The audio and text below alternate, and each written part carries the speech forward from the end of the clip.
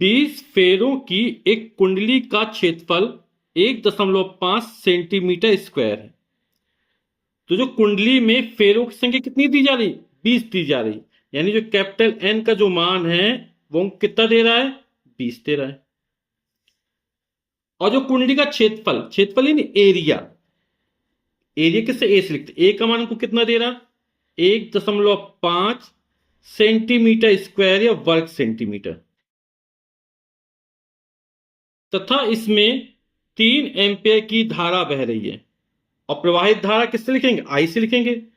आई का मान हमको कितना दे रहा है, 3 एम्पियर दे रहा है। यदि कुंडली को 0.5 वेबर प्रति मीटर स्क्वायर के एक समान चुंबकीय क्षेत्र में, तो जो चुंबकीय क्षेत्र किससे लिखते हैं, कैपिटल बी से लिखते हैं।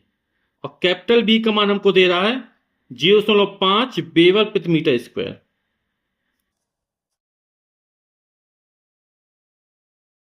एक समान चुंबकीय क्षेत्र में इस प्रकार लटकाया जाए कि कुंडली का तल चुंबकीय क्षेत्र के समांतर हो। अब जो कुंडली का तल है वो कैसा है, चुंबकीय क्षेत्र के समांतर है। जैसे मान लो ये कागज कुंडली का तल है, ठीक है, तो इसी दिशा में चुंबकीय क्षेत्र है और इसी तरह क्या है, कुंडली का तल।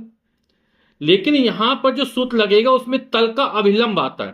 तल का अभिलंब मतलब इस तल के साथ 90 अंश के कोण पर, है ना, जैसे ये है तो सीधे 90 अंश के कोण पर। तो चुंबकीय क्षेत्र और कुंडली के तल समांतर है तो बनने वाला कोण तो 0 होगा। लेकिन यहां कोण किससे लिया जाता है, तल के अभिलंब से लिया जाता है। तो 90 में से 0 घटाएंगे तो जो कोण बनेगा तल के अभिलंब द्वारा, है ना, तल का अभिलंब चुंबकीय क्षेत्र के साथ जो कोण बनाएगा वो कितने अंश का होगा, 90 अंश का होगा। ठीक है, कुंडली का तल तो 0 अंश का कोण बना रहा है, लेकिन कुंडली के तल का अभिलंब चुंबकीय क्षेत्र के साथ कितने अंश कोण बनाएगा, 90 अंश का कोण बनाएगा। तो उस पर लगने वाले बल युग्म आघूर्ण ज्ञात कीजिए। बल युग्म आघूर्ण ज्ञात करना है ना, यानी टाउ का मान हमको ज्ञात करना है। अब एक चीज देखी गई, यहां पर इस सेंटीमीटर स्क्वायर में, है ना, और ये मीटर स्क्वायर में, तो जो मात्रक होते हैं वो सब एक ही पद्धति में होने चाहिए, है ना। तो सेंटीमीटर स्क्वायर को मीटर स्क्वायर में बदल ले तो कितना हो जाएगा, 1.5 गुणे 10⁻⁻4 का गुणा कर देंगे, किसमें आएगा, मीटर स्क्वायर में आ जाएगा। ठीक है, 1 सेंटीमीटर हुआ 10⁻⁻2 मीटर, तो 1 सेंटीमीटर स्क्वायर बराबर 10⁻⁻4 मीटर स्क्वायर हो जाएगा।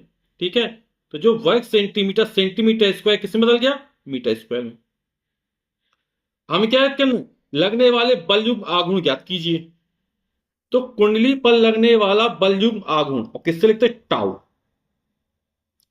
टाउ बराबर क्या होता है, एम बी और साइन थीटा। ठीक है, टाउ बराबर M B sine theta. M क्या है, एम कहलाता है चुंबकीय द्विध्रुव आघूर्ण। आपने वैद्युत द्विध्रुव आघूर्ण पढ़ा, स्मॉल पी Q/2L होता था। इसी तरह यहां पर ये क्या है, चुंबकीय द्विध्रुव आघूर्ण। और चुंबकीय द्विध्रुव आघूर्ण कैपिटल एम का मान तो हमें दिया नहीं है ना, तो कैपिटल एम बराबर होता है NIA। ठीक, कैपिटल एम का मान ये हो गया NIA into B sine theta. अब सबके मान रख देते हैं। एन का मान कितना दिया, 20 फेरे हैं। आई का मान कितना है, 3 एम्पियर है। ए का मान कितना है, 1.5 गुणे 10⁻⁻4 मीटर स्क्वायर। ठीक, गुणा बी का मान कितना है, 0.5 और साइन 90। ठीक है, यहां पर ये थीटा, ये बिल्कुल अच्छे से ध्यान रखना, ये जो कोण बन रहा है थीटा, वो क्या है, कुंडली के तल का अभिलंब चुंबकीय क्षेत्र के साथ जो कोण बना रहा है। ठीक है ना, इसलिए यहां पर थीटा का मान कितना है, 90 अंश आया। तो 1.5 में जब 20 का गुणा करें, 15 दूनी 30, है ना, कितना हो जाए, 30 हो जाए। और 30 में 3 को 90 हो, 30 90, 90.0 यानी 90। ठीक, गुणे 10⁻⁻4 गुणे 0.5 और साइन 90 का मान 1 और 5 0 और 5 9 45, एक स्थान पर दशमलव लग जाएगा,